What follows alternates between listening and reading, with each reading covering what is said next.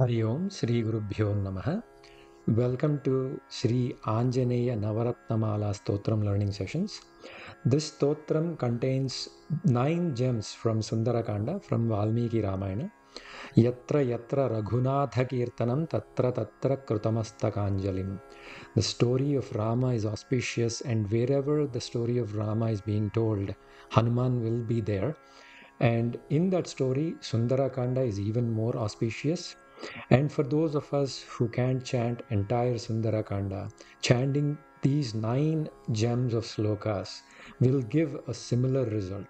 It will bring upon blessings of Rama, Sita, Lakshmana, and Hanuman to you and your entire family.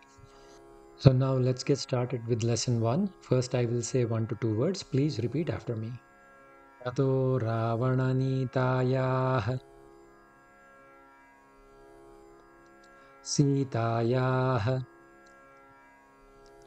Shatrukarshanah Iyesha Padamanveshtum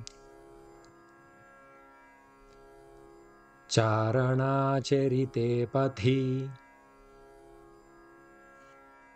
Yasyat Tvetani Chatvari Vanarendra Yathatava Drushtir Drushtirmatir Dakshyam Sakarmasu Nasidati Anirvedashriyo Moolam Anirvedah Param Sukham Anirvedo Hi Satatam Sarvartheshu Pravartakaha. Excellent work. Let's do that one more time. 1 to 2 words. Please repeat after me. Tato Ravananitayah Sitayah Shatrukarshanah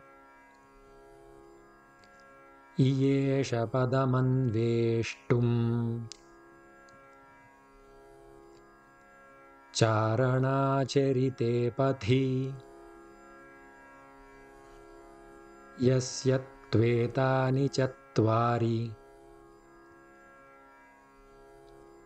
Vanarendra Yathatava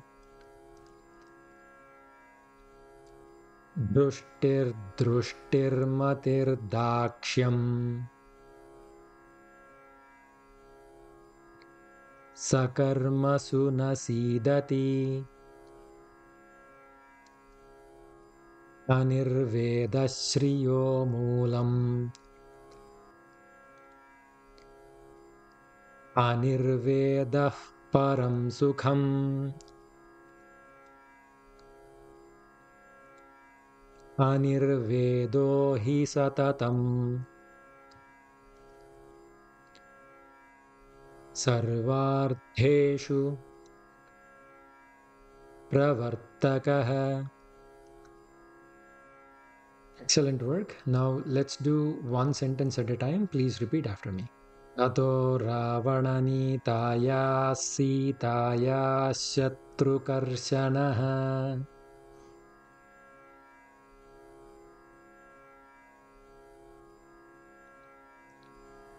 Iyesha Padamanveshtum Charanacherite Pathi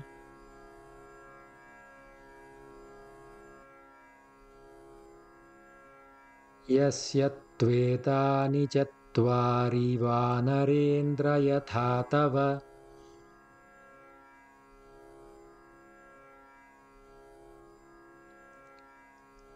Drushtir Drushtirmatir Dakshyam Sakarmasu Nasidati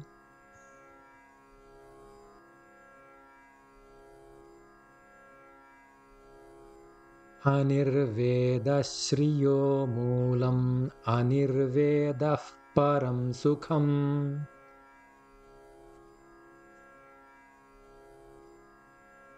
Anirvedo hi satatam sarvartheshu pravartakah.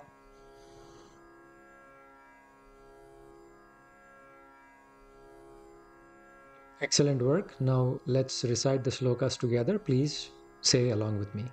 Nato Ravananitaya Sitaya Shatrukarshanaha Yesha Padamanveshtum Charanachirite Pathi Yasya Tvetani Chatvari Vanarendra Yatha Tava Drushtirmatirdakshyam Sakarmasu Nasidati Anirvedashriyo Moolam Anirvedah Param Sukham Anirvedo hi Satatam Sarvartheshu Pravartakah. Excellent work. With this, we will conclude this lesson. Let's meet again in the next lesson. Sarvam Shri Krishnarpanamastu.